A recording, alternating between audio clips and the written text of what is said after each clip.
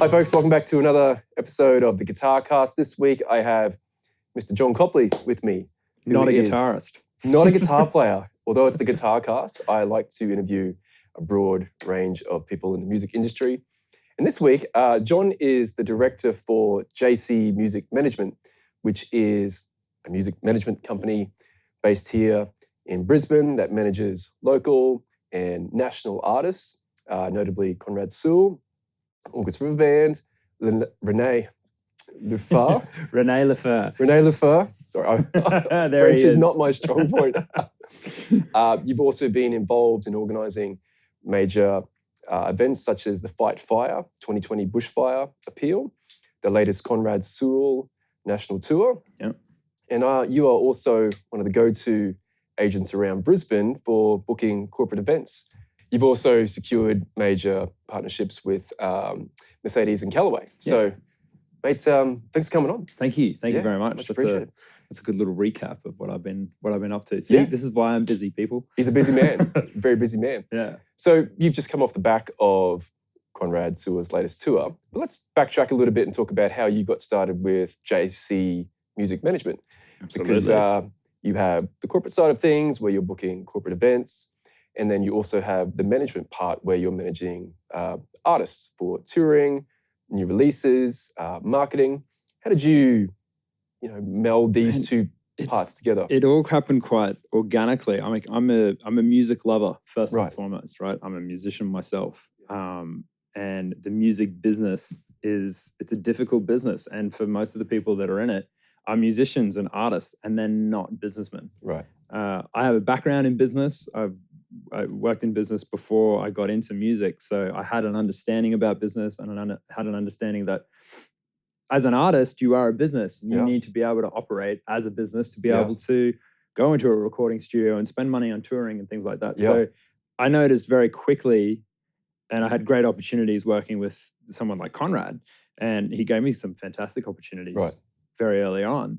Where I got to see it all and learn. And I learned very early on that there is a big disconnect between the music side of the music business and the business side of the music business, which 10, 15 years ago wasn't there. Right. Because the people that were booking tours and promoting shows and tour managing and stuff like that, they were all musos and they were all sound guys and they were all people that were playing on weekends and they had their own bands and they had their own experiences and things like that. And they were also doing all of the the A&Ring of a record label. Yeah. Whereas nowadays, there is no like A&R role. Like you go to a record label now, there's an A&R hired, but is he an A&R and like what's his experience been? Not as prevalent as what it was when it was a real serious job 20 and the years record ago. Labels now, they're just like, you've got a marketing degree. Right. And so I found there was a big disconnect. Okay. And I thought, okay, this is something that I enjoy and I can really slot into. Yeah. So it's interesting because, I always spoken to some of my past guests about being in certain headspaces. Yeah. If I have to engineer for something, I become the worst guitar player. If I'm guitar playing, don't ask me to engineer. And you're talking about musicians, having this sort of struggle to have the business side. Well, how can and you? The like, music side. So you can. Well, if you're like side of stage, you got 500 people outside waiting for you to jump on stage and to sing a song and things like that. How can you then be thinking about, okay, we need to pack this by 10 o'clock because we need to get this done by 11 so that we can get on the road and wake up. And then we've got to make sure that this merch is ordered by this time so that we can get to this city and do. Yeah. That's impossible. Yeah. You can't think of those two things at once. Yeah. And that's what's necessary to be able to put on a tour. You need to be able to have all of those questions answered and you need to have all of that planned. But then you also need to be able to get out on stage and perform to your fans that have come and spent money to see you perform. You can't rush that. That takes time. That takes real energy to put on a show like that. Yeah. But then, artists, they're not making a whole lot of money off tours that you can hire the 6 or 7 people necessary to be able to put a tour on. You can be lucky if you get one guy that can come along with you to help you with all that sort of stuff. Seems to be within the arts, people wear many hats these days. You have to.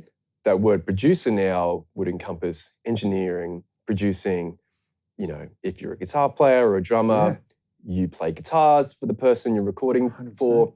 Same thing with independent artists now. Yeah. They're taking care of their music, their socials, let alone going on a tour where you have, I would think of organizing a tour and what you're just talking about is very sort of, logical brain thinking where music and, playing on stage is creative. And I'm always a big fan of, do what you do really well.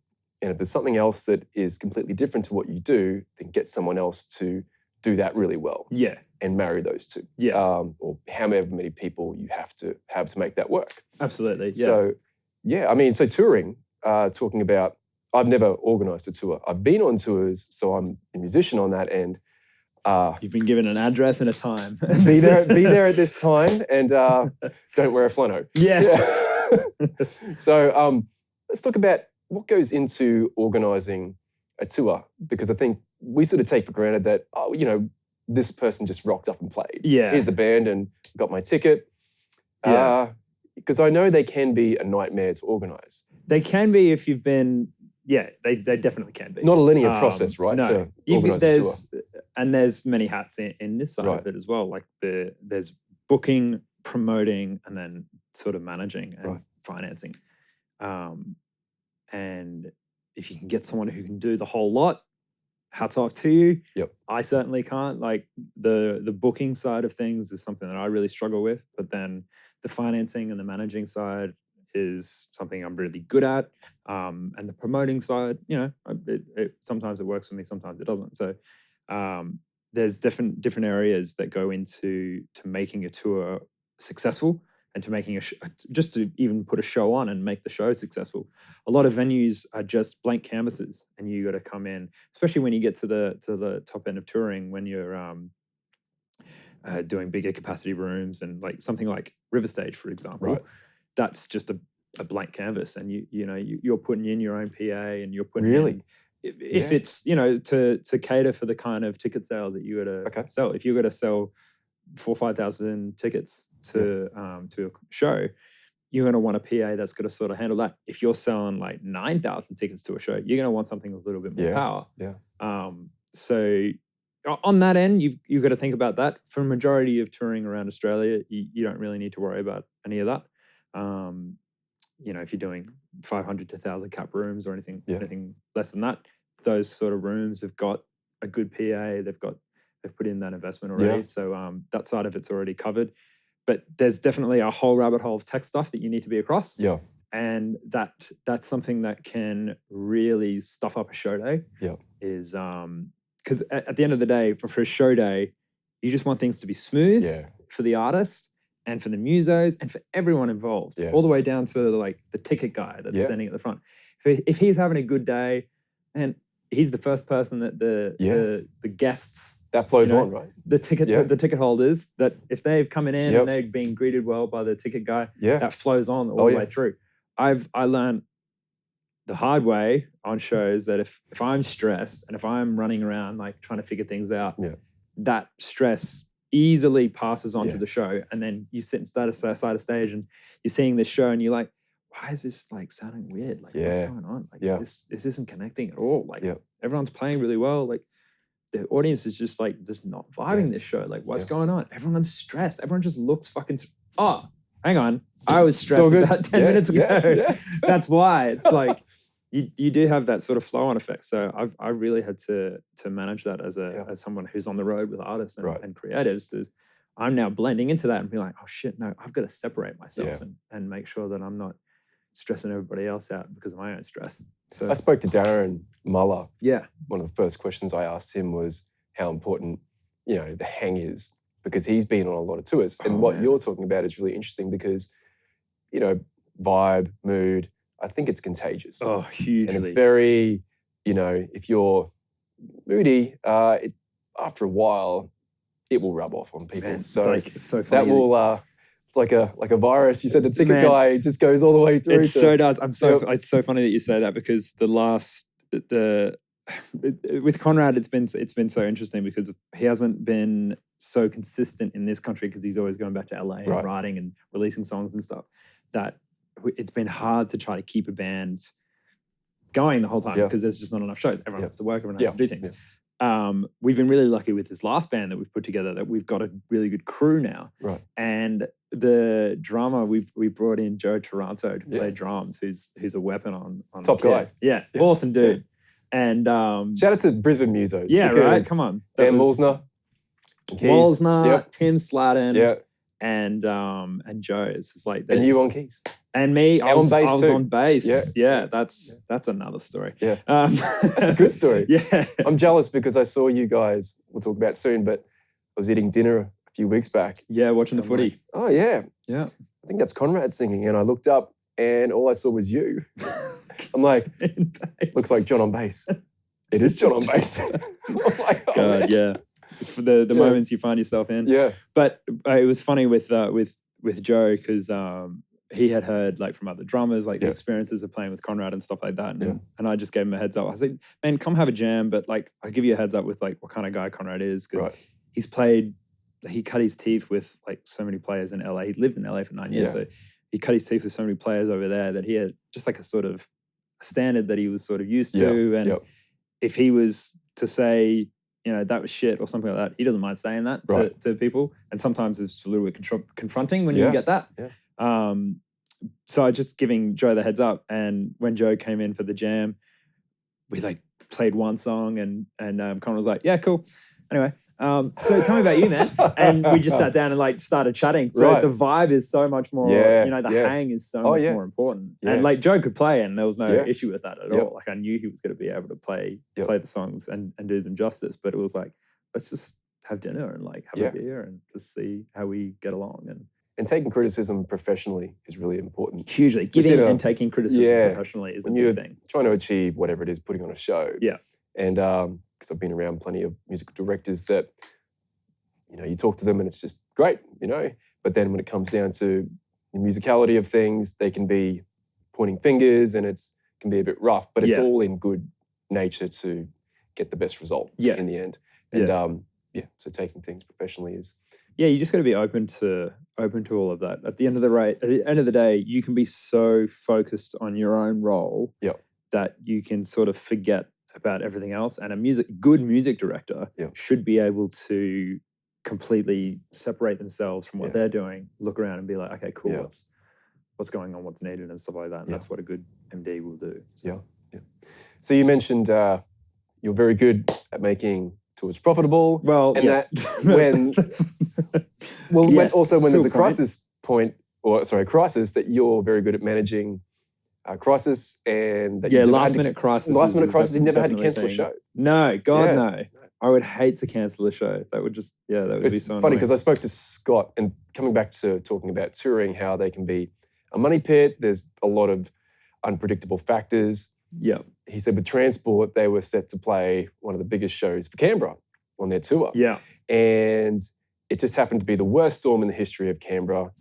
And it was on the news. Some poor guy got struck by lightning and died. Oh, shit. And they told the news, everyone stay home tonight. Yeah. So great venue. Everything was perfect except weather.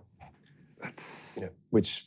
Weather, you don't think about weather being a factor for gigs, like indoor gigs. But So, you know, talking about all those factors that go into, that can affect a concert, how do you make a tour profitable? And you and I were just talking before about big scale bands like Metallica and AC/DC that, you know, possibly we're speculating here that they play smaller venues so they can keep ticket prices down as opposed to playing Suncorp Stadium. Yeah.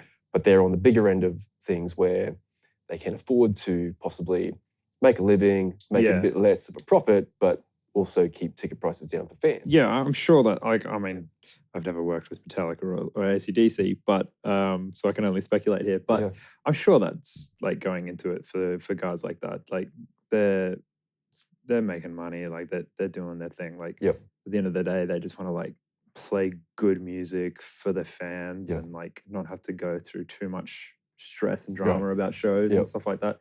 Like that happens on every level of musician. There's musos that we know that are like, I don't want to take a gig that's going to pay me $2,000 or whatever. No. I'd rather take a $300 pub gig if it's with like great guys that I Absolutely. like hanging out with, you know? Yeah. Weddings can be stressful. Yeah, you know, Yeah. so I'm sure that happens all the way up to the Yeah, yeah, Metallicas and the AC/DCs. Yeah. It's just like, Richard Branson wants you to play on his island. It's like, fuck that, man. I'm going to go down to the road and just like... Let's go to the Pineapple. Yeah, man. Let's just like play with John over the road. Yeah, That'd be fun. 100%. But what was the first part of your question? Yeah, so making a tour, I guess, like run smoothly, but also smoothly and profitably, yeah. Profitable. So, I mean, touring nowadays is so different to what it was even like the pre-COVID to post-COVID touring is that's a good talking point. Is a big thing to dive into. But like, you have to be realistic with a tour and how it's going to be profitable. And I think the artist needs to know up front, hey, look, because they're like saying, oh, great, you know, we sold 2,000 tickets, great, they're $50 a ticket. They're pulling out their calculator and they're like, yeah, fuck yeah, I'm going to go buy a car next week. And you're like, hang on, man, you spent like 50 grand on this show. They're like, oh, why did I do that? I'm like, because you wanted this, and that. So it was like, all right, so as a manager and as a touring manager, you got to be really upfront with the artist and just be like, yo, okay, this is the kind of show that we want to do for this sort of tour. These are the kind of ticket sales that we're getting from venues. Costs at the moment are sort of looking like this. You're looking like you're going to make this much money. Right. And that's just like a rough guesstimate. And then for me, when I sort of give that rough guesstimate and be like, cool, this is looking like it's making 50 grand or something like that. I've now got to look at that and be like, well, I'm going to make the artist more than that. Right. That's my baseline. I'm gonna make sure that the artist walks around with a little bit more than that. Because if he's happy, man, then he's getting back into the studio, writing more songs. We're going back on the road in a couple of months. If he comes in less than that, and he's all like, I keep saying he, but anyone, you know, if they're looking at it and saying, oh fuck, this didn't make any money, or well, I'm not going to do this for another 2 years or something like that. What's the point? It's just fucking losing me money. Like, so you got to be as a manager, like you got to be looking at that and be like, fuck, we got to make sure that this thing works out. So it's a lot of forward thinking and thinking about where all the costs can blow out of. Also in Australia too, because we have, call it financial crisis, but it's very expensive to live at the moment. It's very expensive to live, but a lot it's of also people don't have a lot of spare cash. Absolutely, but then in Australia, you do 7 shows in Australia, you've done the country.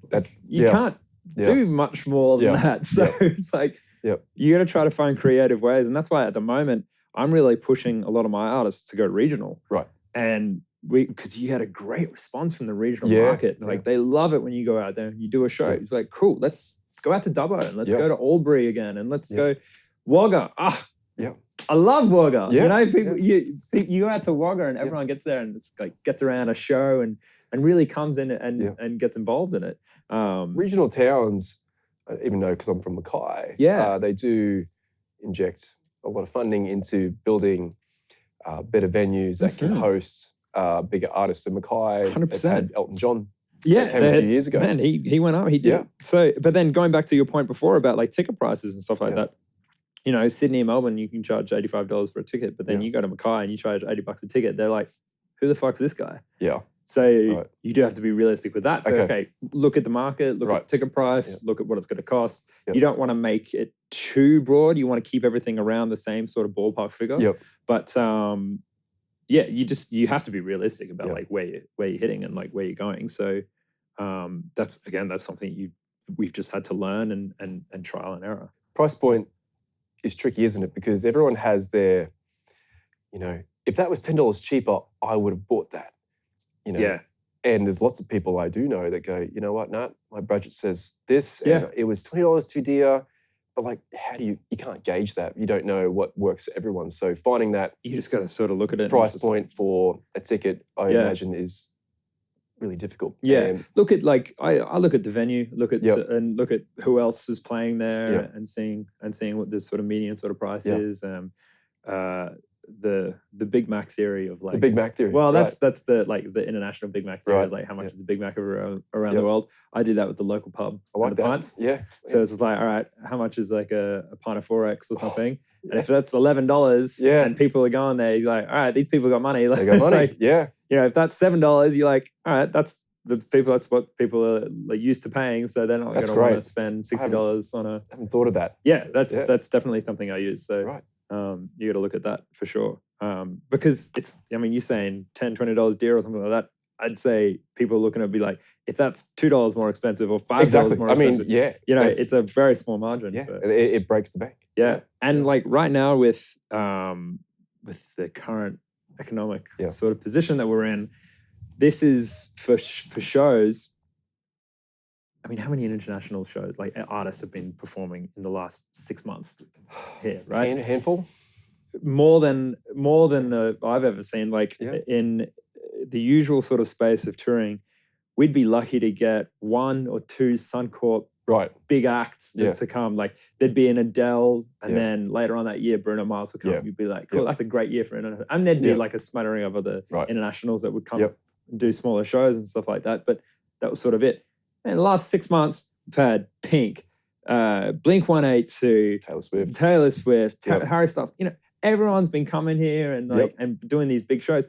And for the average punter, you want to go see those shows. It's like, I love going to see Jess Malboy sing and stuff like that, but I ain't going to go see that. I'm going to go see Harry Styles sing and stuff like that. So for the general punter who wants to go see a live gig maybe once a month or something like that, they're going to these like big shows and things. So for the acts that are touring around, they're not getting as many people. And then bring that down to the smaller local bands and stuff like that. You know, it's so hard to get people into shows at the moment.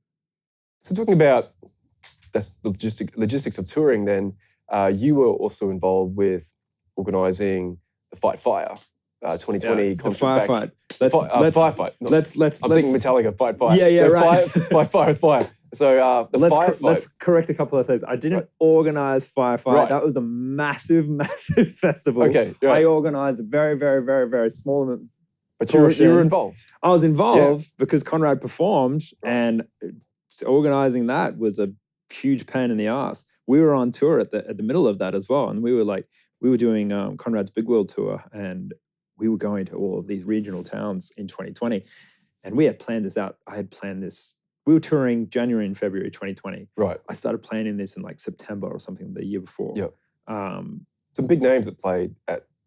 Huge names. John Farnham, Ronan Keating, Delta Goodrum, Conrad, Grinspoon. Yeah. And we were just talking about making an ass in front of famous people people. Yeah. And I made an ass myself in front of the guitarist of Grinspoon. That was a funny. They're cool guys. Funny bit. They're great guys actually. They were really cool. My favorite album. I love Grinspoon. I remember reading up about this and remember Guide to a Better Living album, the first one. Oh man, absolutely, yeah. It's the best. Sorry to Chemical Heart was the first song that I learned to play on guitar. Yeah, I love them. Yeah, sorry. But no, it's like so we were touring with Conrad's Big World Tour was it was 30 dates across Australia, and we were doing all the regional towns. Yep. And it was great because the regional it was a lot of shows, but it was awesome because we had just released his live album, his debut album. We had toured that album, and that was great. And then it was just the back end of that. We thought, you know what, let's go do a regional run as well. And we got a great response from it. The agent at the time was really good at finding the right venues and finding it all where people were really excited about having Conrad go to their towns. And we had 30-something dates. And it was amazing. So that's a big tour. Yeah, it was good. Yeah, it was amazing. And then we set off in January, and all the places that we were driving to was you're driving and there's just like black. It's just everything was just burnt. And we were driving to all these towns and seeing all the devastation. You see it on the news, and you definitely. Everyone has got an uncle or an auntie who lives out there or something like that. See, everyone's connected to it, obviously. But then, you just drive through these places and you're like, holy crap. Like, it was really hitting hard.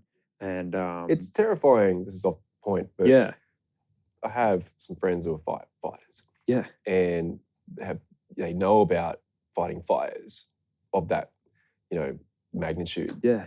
And it's just terrifying that literally these fires move at Incredible pace of speed. a car. Yeah. And Faster. they're as big as a, 10-story building. Yeah. And he's like, you just can't imagine being there when that's happening. You can't, no. Sorry to no, go off top of course. but yeah, but no, it's terrifying because then you see what the devastation is afterwards. 100%. Yeah. So when the opportunity came to do that, man, we jumped on board with that straight away, and that's something that we definitely wanted to be a part of. And it was a big opportunity. Queen were on tour. Yeah, right. Adam Lambert. That's how it sort of happened. Yeah. So Queen was on tour, and they had the stage at ANZ Stadium in Sydney. Yep. They had already had the stage, everything we were talking about before, the PA and the floor and all that sort of stuff was all done.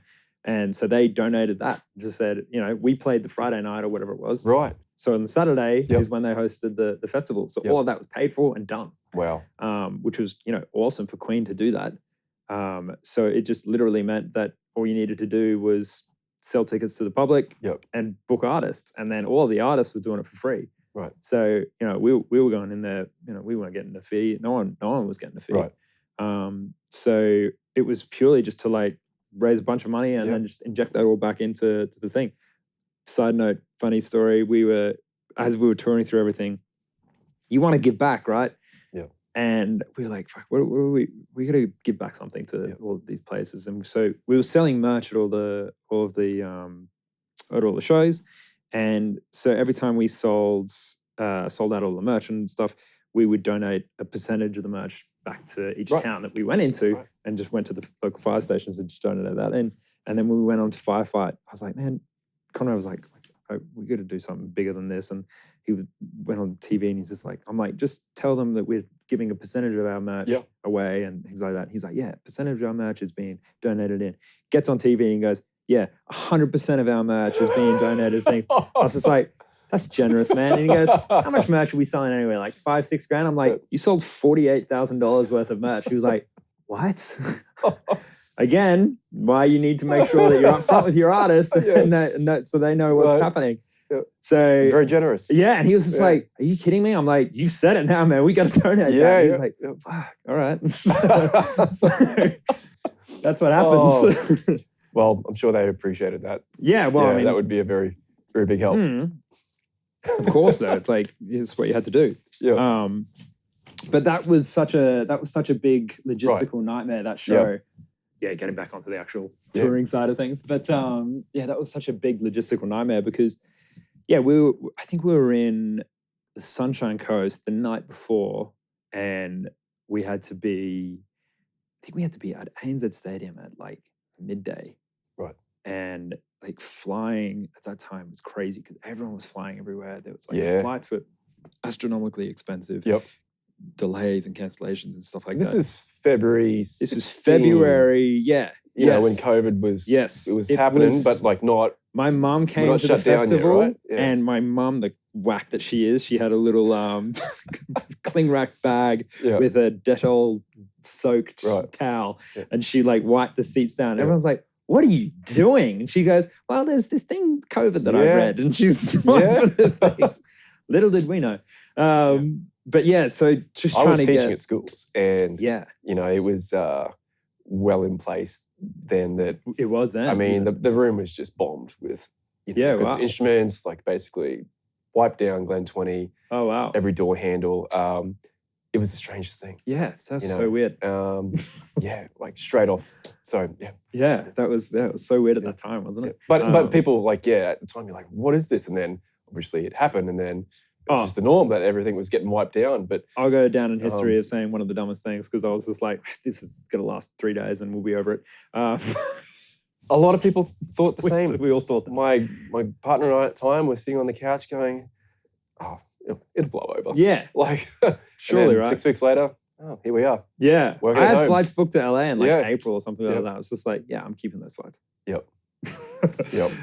But so trying to get, because at the time, so with the tour, we were touring with a 3-piece on stage. So it was guitar, keys, and Conrad, and a sound guy, and that was it. So it was quite minimal.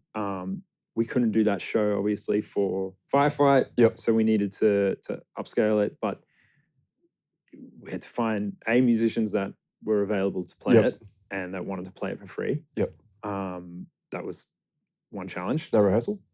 We didn't have time Yeah. to do a rehearsal.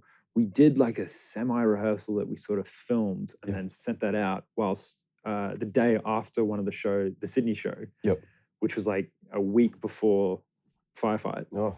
And then, went to Tassie, then back up to Queensland, North Queensland. We did Sunshine Coast, drove to Brisbane the next morning, flew to Sydney, and then went to the stage. And everyone had a 15-minute changeover. Oh. And they had, the festival thing where it's just like you set up backstage and then the stage sort of rotated. Yep. And so there was a 15-minute set on stage. So you had 15 minutes to set up off stage. Wow. Celeste Barber did her speech. There you go. Swatch. And it was just like that. And it had to be that sort of quick. And so we had to build a track show, which we hadn't made. Yanya Boston in Sydney, the drummer, Epic MD. He's like, he built most of the track shows for that festival because everybody was just like, Yanya, like this. So you're playing off tracks. We had to play off tracks for that because we did have a big band on stage, but we had different like synths and stuff like that. We only had Dan Walsner with us, so there was like synths and there was different backing vocals and strings and stuff that was in the track. But we still had, I think we had some strings players with us, a couple of BVs with us, a bass player that had never played with us before, and he had just jumped in. He was an epic guy. That's a sign of good musos. Yeah, that can. Just. There's no rehearsal. Yeah. And there was a bass player that came in for Jesus Christ Superstar.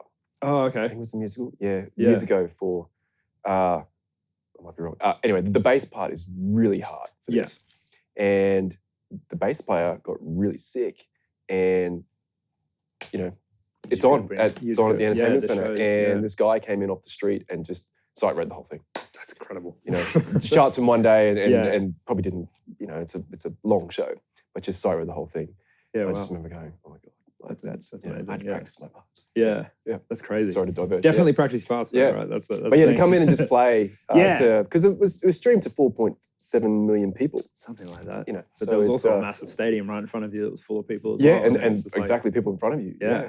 And there was no sound check. There was nothing that we could really do. We were just like, our sound guy, Anatole Day, had like come up to the desk and, all right, let's just like hope for the best. Fade us up. Let's just hope for the best sort of thing. Let's just sort of go. And like that, like the track that we had built, we would download. I was downloading it on my laptop whilst walking to the stage like this. No. Put it into the playback rig and it wouldn't work.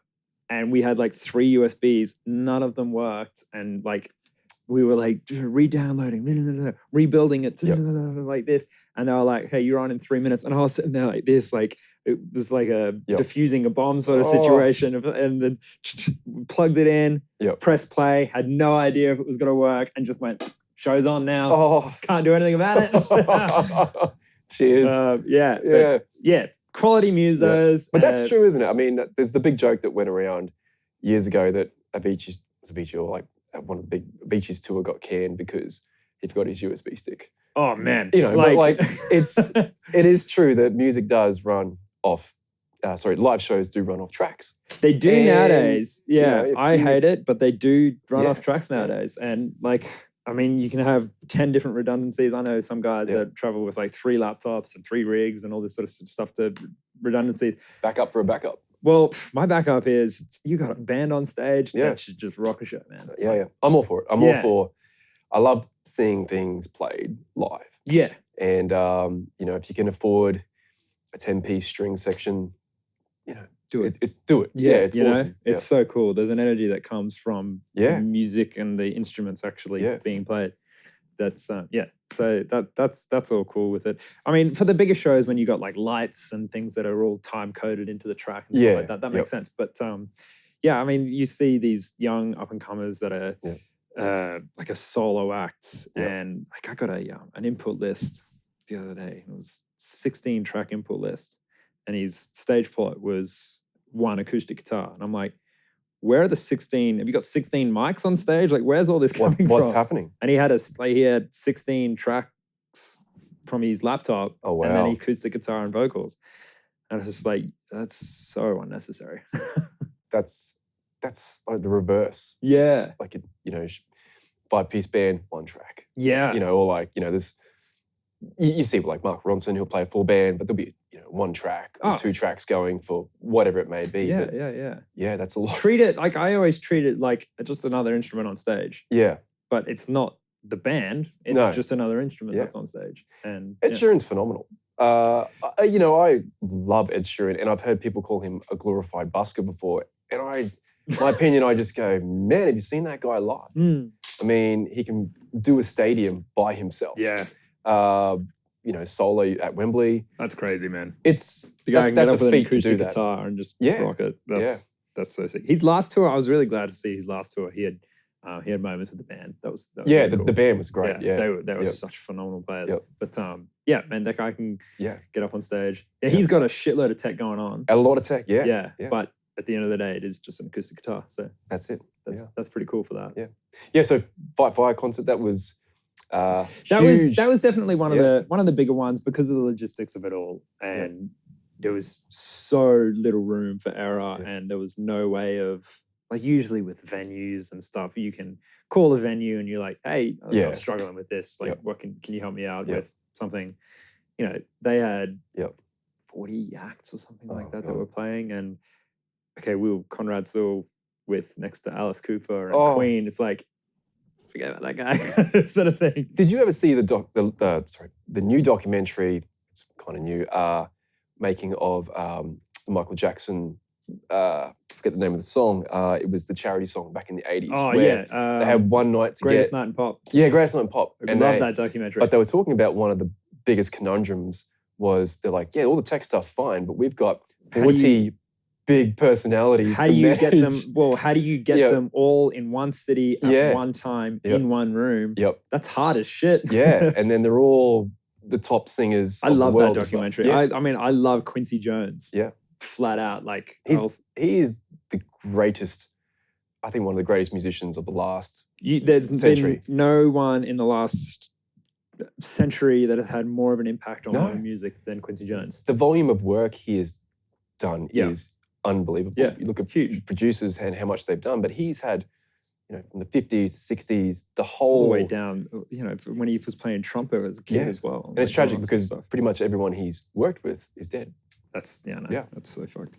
But that was a dope documentary because Greatest Night in Pop. You see all these big personalities, and you see all, and he's put Check Your Ego at the door. And that stuff was so cool. So you're talking about being at this venue where you've got no sound check, big acts coming in, and there were still divas in that, man. There was still people that like had their demands, and they're like still people that wanted to do certain things, and it's you had to like work around it. But I mean, at the end of the day, we were there for a charity, and it was just like it didn't really matter. Everyone wanted their Live Aid Queen moment. I think that's sort of what everyone was sort of referring it to. And it's just like you got to get rid of that idea. But so moving forward, then you talk about helping artists release music, but one of the big challenges was Precious album for Conrad because it was from another country during COVID, but you successfully helped release that album, which came out in 2023, but it was being recorded during COVID. That's got a big story to it as well. Like, I mean, that's for Conrad to tell the story about how Precious came about as a written album. It's an amazing album. And I hope I'm not offending, but I love it. But I hear a different Conrad to totally the Life different. album. Totally different. But they're both amazingly, it's equally good, but it's like, it's a different. One's a commercial album, the other one's a musician's album, man. It's right, like, there are so many musos that I meet. It's like, it's a real gritty, raw sound to it too. And it was a big live room in LA. Right. Bunch of awesome musicians. Yep. There's like, thank you for telling me it's a live room because I'm like, it sounds really. It was freaking live, man. There was, I mean, I'll let Conrad sort of tell these sort of stories, but he tells the song "Precious." Was rewritten several times. Okay. It started as a ballad, Right. and it transformed by the musos in the room in the recording. Right. And I think like the second or I think the third verse was completely ad-libbed, and it's him holding a microphone. Yep. It's like a ribbon mic or something like that. He Yep. was holding the mic in the room with Zane Carney playing guitar, and he was just singing along. I think, and that's the take that they used in the third verse. I was wondering about, because I've done a lot of production, I was wondering about how that was recorded, because I hear him sing, and I do feel like he's really singing it live. Yeah. Like, you know, there's the booth live, but then actually there's holding the mic and moving around. Yeah, there was a lot of that. The funniest thing was like submitting lyrics to the record label. They're like, Yep. can you submit lyrics? And I'm like, man, you need to submit lyrics for Precious. And he's like, I don't know what I fucking said. It's like, it's like I was just spitting. And he was just like saying things. So that's that. There was definitely a verse in that was completely live. Right. But that album had its own challenges. So we coming at the back end of that tour that we did, the Big World Tour, that was hugely successful. Yep. We had lots of plans. He was managed by a guy in LA. I was moving to LA. We had a lot of big plans to sort of set up there and to go into this next stage of recording music. You were going to move to LA? Yeah, 100%. Before COVID, yeah. Like I said, I had flights booked for like April or something like that. Wow. And like Conrad had an apartment and a car for me. It was all sort of set up. And we were going to sort of base ourselves there and go into this next chapter of writing and recording. Right. And it always had this idea of being a lot more live and raw and using musicians and stuff like that. Because that's the sort of, when you see Conrad recording to Conrad live, it's totally different. And he is a lot more like a live band performance when you go and see him live. So we wanted to make a record that sort of had that in it. And that's sort of what he wanted to make a classic sounding sort of record. Yep. And so that was sort of the plan always from the get-go. And then COVID happened and all that sort of stuff happened. And we still wanted to do it. And we thought, can we sort of pull this off? Yep. And LA was the only place that we could think of that you can get all the musicians that we need, all the equipment that we need, the studio and everything like that, and still adhere to all the different COVID rules. And Conrad had gotten to LA just before everything had closed down. So he was there. And that's sort of, we had to sort of make it over there. Right. And I was still putting together the budget for it with him and helping him out with making it all happen. But doing it all from Australia would have been much easier if I was there, meeting guys, talking to guys, doing all the things that I needed to do. Different time zones. There was a good couple of months there where my day started at 2:30 in the morning, and it was just like waking up, like making those Zoom calls and phone calls and stuff. So that definitely had its own challenge. And then releasing that had a massive sort of challenge because he was with his old record label at the time. The record label was going through a whole bunch of issues. The first single was called God Save the Queen, and we had set up a whole bunch of marketing. Everything was ready to go. We had injected it to be released at midnight. Song came out at midnight. 3 a.m., Queen Elizabeth kicked the bucket. We had to pull everything for the release of God Save the Queen, which had nothing to do with the Queen.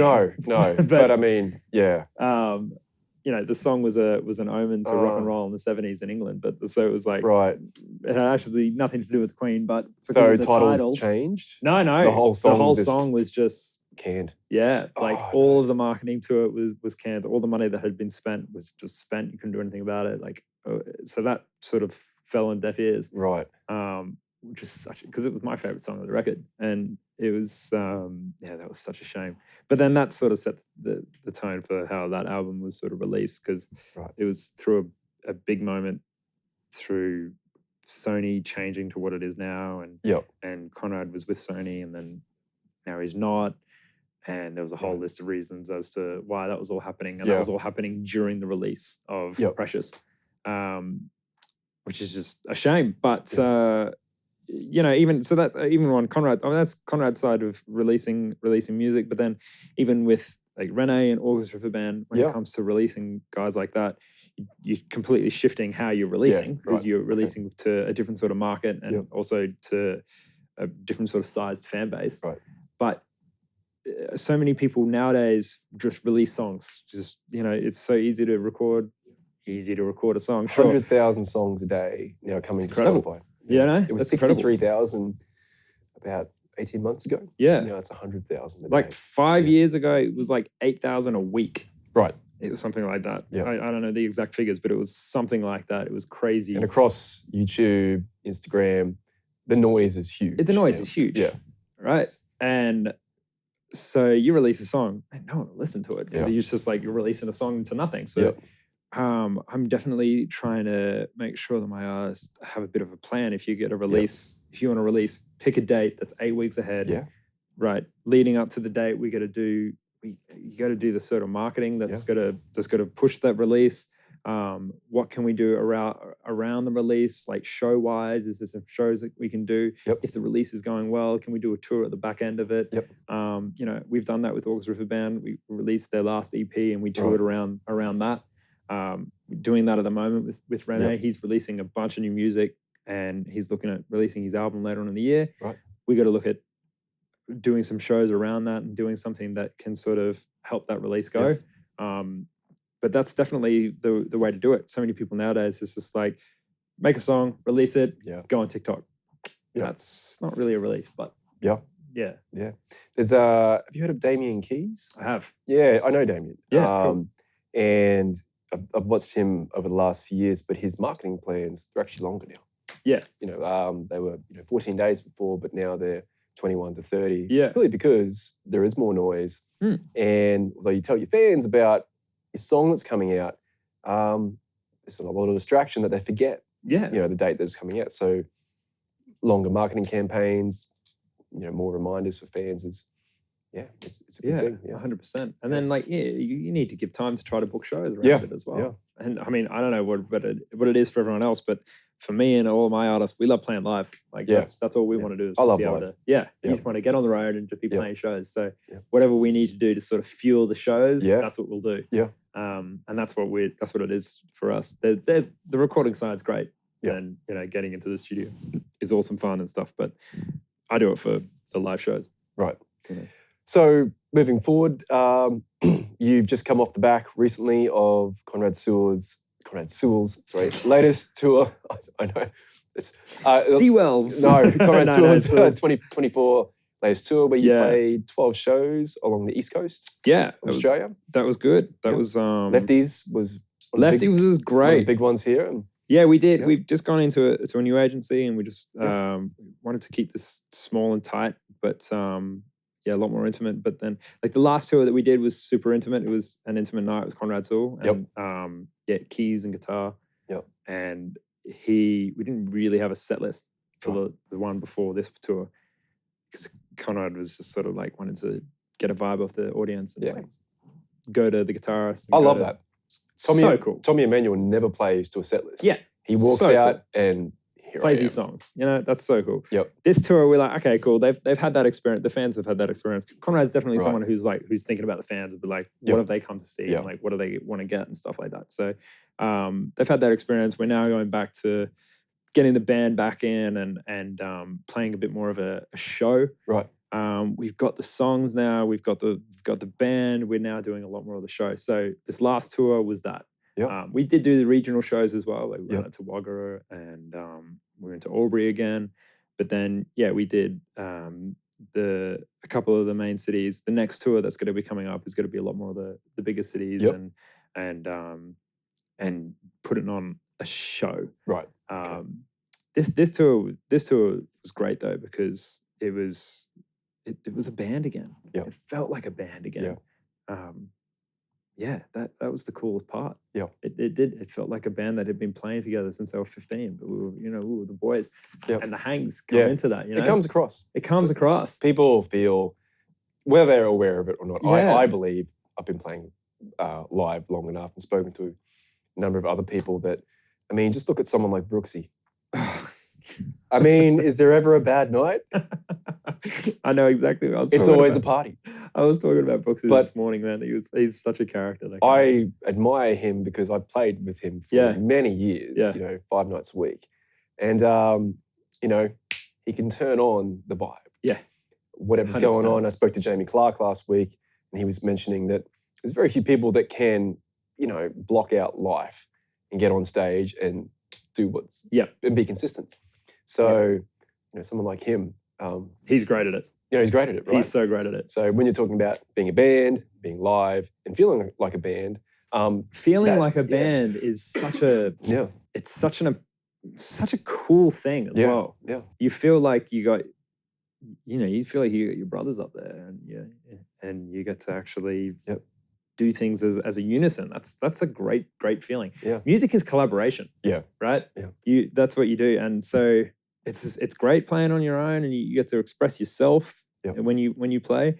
But then when you get to play with your best mates and get to like perform in front of a new crowd with people that you really like, that it comes across, man. Yeah, it's so cool. You have Chris Martin from Copley talk about the four of them. Yeah, and he's like, we're kind of average musicians, but when we come together, it's just something magical, and it's so true. Hugely, they are. I mean, I don't think they're average musicians, but he goes, we're not the best techie players. No. But them on stage as a four-piece, it's awesome. It's crazy. Yeah, and I've seen, and I'm sure you have too, where you have the best of the best playing at a gig, and you're like, man, what's going on? We're all awesome musos, but where's the beat? Where's the pocket? Exactly. I saw the Jonas Brothers play when they came recently, right. And man, they had the dopest band. Right. I don't know what it was. Yep. They just found the coolest motherfuckers that they could find. There was a chick playing, she was percussionist. Yep. And she had a shaker, and she had a shaker solo. Right. She came out and she was like, oh yeah, doing this sort of shit. Yeah. And the band was like, damn, these guys are hot. Yeah. The three brothers though, stale as shit. Oh no. They just came out. They were just doing these ones the whole time, and they were just sort of like, I'm going to say this confidently. I don't know if they're going to watch this. So it's like, probably not. So it's like they just came out. They were just sort of like, and fans, like friends of mine that were like diehard fans of the Jonas Brothers, were like, it was kind of shit. They just came out and they just looked sort of like, band was unreal. Band was cool though. Yeah, right. And I was just like, there you go. There's the fucking vibe of the band that's just like coming through. Yeah. So that's when it comes to performing live, and there's so many people I say this and I preach this all the time. So many people get caught up into like what they're playing, and they get so dived into it. We're all culprits of it as well. Yep. You get in your head, you think, I gotta play this right. Oh, I want to do this one bit really, really cool. I've got this one lick coming up. I'm gonna make sure that I hit that. Or like, here's my moment. Here's my moment. I get to come up here and get a little bit louder than usual. Yeah. It's like everyone is guilty of that. Yep. When you get to just sit back and play with everybody, that's when real good music comes through. And that's when you play your best as well. Because you're playing with everybody and you're playing in unison with everybody. And I always find if you're having fun on stage, the audience is having fun watching you. Yeah. And so you've got to be in the moment 100% with what you're playing, but it's almost not as important as the energy that you're bringing on stage. 100%, yeah. I would prioritize like stage vibe more than exactly what you're playing. Yeah. Definitely know your part and definitely know what you're playing. But I think that's There's been guitar players I've played with in duos that are awesome players but bring a really good vibe. Yeah. And I've gone, you're pushing me in the right way. Yeah. Because you're a good vibe. Yeah. But you're making me work hard as well. Yes. You're making me play because you're playing awesome, but you're making me happy and you're making me play. Like, I love that. And I've had the reverse too, where it's like, is everything okay over there? And it starts to affect you mentally. Yeah.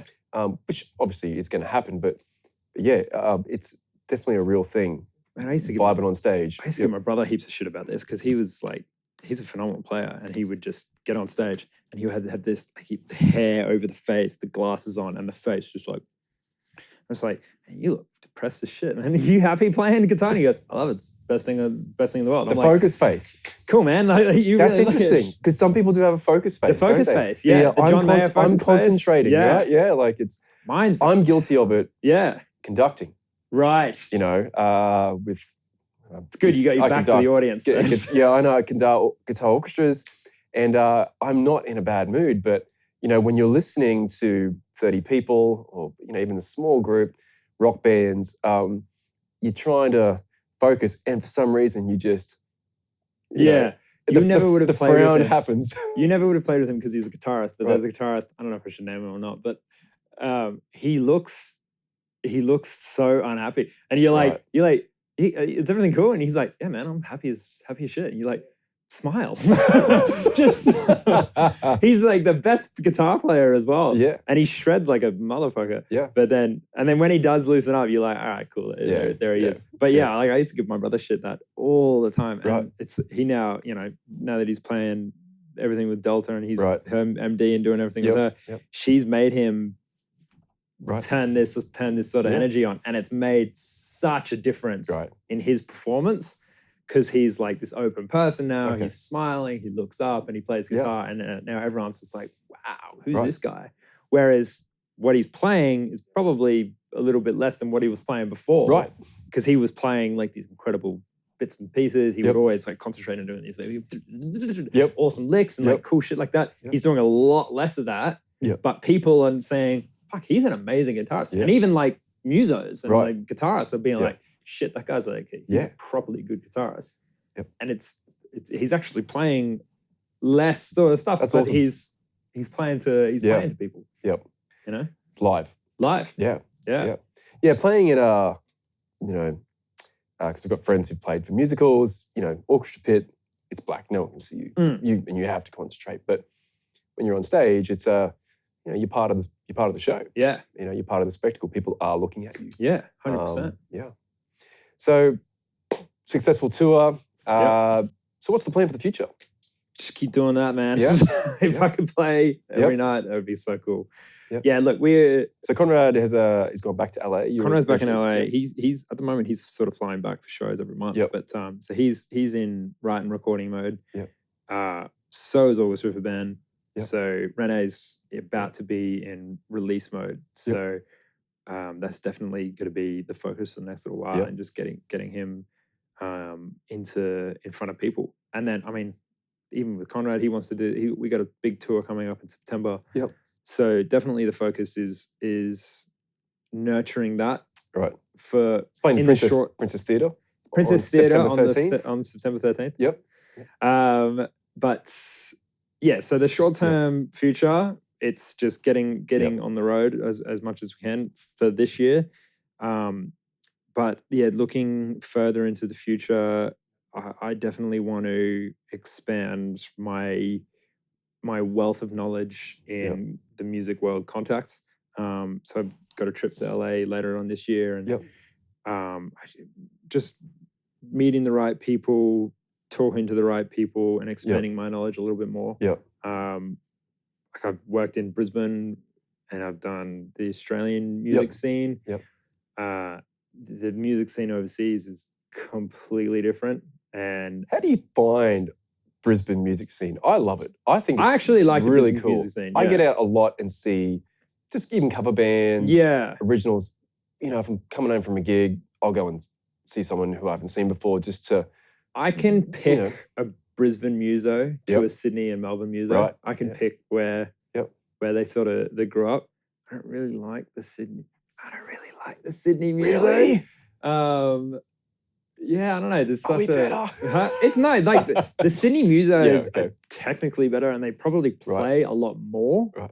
So there's a lot more to it, but there's a nuance that's missed, I think. And it's a good city to make a living in. It's a good city to make a living with with live music. Like Melbourne's got some of the most soulful players I find, and there's some great musicians. And then like when Melbourne's hot, everyone's playing 6 nights a week. In the summertime. In the wintertime, it's dead. Whereas in Brisbane, there's pretty much live music all year round. So you can, as a musician in Brisbane, if you're playing enough, you can afford to be in the studio sort of all year round, because you're playing all year round and there's sort of a market all year round. It's definitely less in the wintertime, but there's a market for it all year round. And like if you just go down to to a local pub and you've good chance you get to see a live music, and it's a good chance you get to see someone who's pretty dope. Yeah, there's a lot of great players. Great singers, guitar players, especially with loopers now. Oh yeah. It's good to see. Yeah. Especially since COVID. So but you were saying overseas Overseas is completely different, different. because there's just so much more happening. Right? Yeah. So bigger competition too. I don't know if this is true, but I remember the 10 years ago someone breeds- saying in like Nashville, and I Yeah. could be completely wrong, but you know, a 4-hour gig was like $40. Or Yeah, like probably. something real, that could be wrong figure, but you know. But they've just come out of the It's- studio where they've made like Yeah, a 9 to right. 5 sort of studio day Yeah, as well. right. Like you can be a session musician in Nashville and you're a 9 to 5 corporate guy, Right. sort of thing. Because you Yep. just go to the studio and be like, cool, who are we working on today? Yep. All right, cool. Get this, play this, and sort of, you know, Yep. that's the sort of thing that those sort of guys have. Yep. And so there's so much more, yes, competition, but competition also, it makes everyone better. It does. So you know, your skill set and your expression and your musicality is so much more expansive. I don't really like the Australian music scene in the sense where it's like it all has to be the same. There's not as much creativity here as there is overseas. Everyone in Australia, it's just like, oh, that guy's doing that. I'm going to do something like that. Right. Even if it's not, I'm going to copy that. If it's like, I'm going to do something like that. Yeah. Like if you find a musician under 25 who lives within 10 kilometers of the beach, they're playing Oceanality, you know, or they're like, if they're a band, a young band, they sound like Oceanality. And it's just like, they've all got that same sort of Triple J sort of sound. Yeah. And it's like, that's cool, but there is more to music to that. And if you try to get out of that, like what Conrad did with Precious, it's just like, we don't want to hear that. Yep. And that's sort of I think that's the big issue with Australia, is that creatively, we don't have a lot of expression. Right. Whereas overseas, there is that. And especially in America, you can go 50 kilometers in any direction and you're going to get a completely different sound and a completely different sort of style, completely different band. You could give like the song Valerie to 10 different people and they're all going to play it a little bit completely differently to make it sound their own. And that comes through in their songwriting and their live music performances and stuff like that. America has that, I don't know what you would call it, but city rock sound. Yeah. The Seattle grunge machine. 100%. The LA glam rock. Yeah. Metallica moved to San Francisco because they were getting away from Motley Crue. Yeah. And you have the Killers from Vegas. Yeah. The Nashville sound. The Nashville sound, which is so popular in music. Yeah. And then the country music insurgents, you know? Like, that's made such an insurgence now. And now, like, I know you're right. Like copying that here, sound. it's Australia. Do we have, what's the Brisbane sound? What's the Melbourne sound? You know, it isn't defined. I can sort of pick the players, Yeah. but the sound, it isn't defined because there's not as much creativity, and that annoys me. Yeah. Sorry to diverge on that, but I do know where you're coming from with that. Yeah. I don't want to focus on the negative part of that, but it is like Briz rock, baby. Yeah. Let's make a Briz rock. Yeah, let's make a Briz rock. Yeah, Briz rock. Get it? You need to be on stage in front of people. That's right. Yeah. Doing the Briz rock. The Briz rock thing. Yeah. I think the distance of where your feet is. No one should be. If you're a guitarist, you're not allowed to have your feet closer than 30 centimeters. It's got to be fully. It's got to be full like that. Full out like that. No, that's definitely something. But that's like I think that's just the sign of the times as well. So in modern times, in art, music, film, radio, podcasts, whatever, like anything creative, it's we need a little bit more imagination. Yeah. Fashion. Flano. Yeah. I'm bringing it back. Get the flanos out the fucking door. Were they ever in? Right. Yeah, exactly. Yeah, no, I didn't wear a flannel today. No, thank you very much. Yeah, I knew you were coming. I know you're a stylish guy. So I was gonna wear my flannel today, but I was like, you know. Oh no. I actually we did get the jeans and boots. Yeah, I almost bought a suit because I know you're a suit guy too, and I thought, man, if I wear a flannel and the most stylish guy in music, I'll say. Yeah, yep. I know, that Firefight concert, I wore a fucking suit jacket, and everyone's like, "What the hell are you doing?" I was like, "I'm here to party, man. That's a great fucking looks night, part of a brand. It looks a part of their brand. Yeah. We got to be professional. Actually, that is part of the thing. It's like when you go on tour with an artist, anyone watching this who's like wondering, from the second you leave your house Yep. to when you come back, you're on show with that artist. Yep. Especially if there's like an artist that's got like a Yep. film crew with them Yep. or they're taking photos and stuff like that. Yep. You're rocking up to the airport and your comfy jams Yeah. and your neck pillow. Yeah. Oh, man, you can't do that like Yeah. rocking through the airport. Like you're at work. Yeah. You're on show. You're Yeah. on show. You're going to the airport. You're all rolling together. You're at work. You need to be presented in a certain sort of way. Yeah. Definitely don't need to be wearing a suit. Don't do that. That's Yep. idiotic. Yep. I'm an idiot for that. But You pull it off, but thank you. You know, I won't pull it off. no, you could. Yeah. But Well, I've no, been mistaken for a waiter at Ooh, weddings in my that's corporate. I used to wear a vest. a waiter that stole a And- guitar. well, Steve Pope never lets me live it down because we did a wedding down in Byron Bay and we were standing there and I just had a vest on and black pants and a white shirt. And there were waiters dressed the same. So I just standing there and this lady came and Guy was even there doing sound. Wow. And and this lady put this half-eaten prawn in my hand and napkin and said, I really don't like that. Can you bring me something else? And Steve Pope came out and just lost it. And I was like, What did you do? I'm the guitar player No. in the band. She went, oh, Did she take it back out of your hand? no, she didn't. And I had to put it. That's bad. No, Yeah. I can't say I've ever had that happen. You know, I stopped wearing a white shirt underneath. Yeah. Yeah. Good call. Yeah. And then I wasn't a waiter anymore. Part of the Good band call. now. Yeah, exactly. You as a band member, you got to have it unbuttoned down to here. That's right. Especially as the guitarist. Yep. It's down here. Really. Chest hair out. Chest hair out. Yep. Yeah. Big gold chain. Exactly. So no, but that is, I mean, genuinely speaking though, that is something that you do. You're on show when Yeah. you're going like walking through the airport. Yeah. You know, you're like hanging out and you're doing things. You're not dressed up, but you have to be presentable. Public life. You're in a public eye. Yeah. For sure. Yeah. 100%. Well, mate, thanks so much for coming on. Man, It's been great. heaps of fun. Great chat. Yeah, I'd love to have you absolutely. back again sometime. Very good. For those of you in Brisbane, reach out to John Copley if you're an original artist or even a corporate band. Yeah, You know, looking totally. to expand your connections. John is a great guy to know, as you've just seen. Awesome guy to hang with too. Great hang. Great hang. So it's all about. Mate, anything else you Man, want Thank to you. touch on today? Man, That's I been think- great chat. I think you've hit it all. You know, Yeah. if you want a good guitarist, Oh. I know many people. No, He does know many people. No, I'm kidding. Don't call me. I'll wear a flannel. No, yeah. Yeah. We've had a couple Yeah. of good little gigs together. We have. You know, It's been I good wanna- fun. I want to get some more. We should play of together us. again. Yeah, Absolutely, it'd be mate. good fun. It's always fun gigging with you, man. Yeah, it's a good Yeah. thing. Yep. So yeah, Well, mate, thanks for coming in again. thanks Yeah. for having me. Appreciate Yeah, it. no worries. Thanks, guys. See you soon.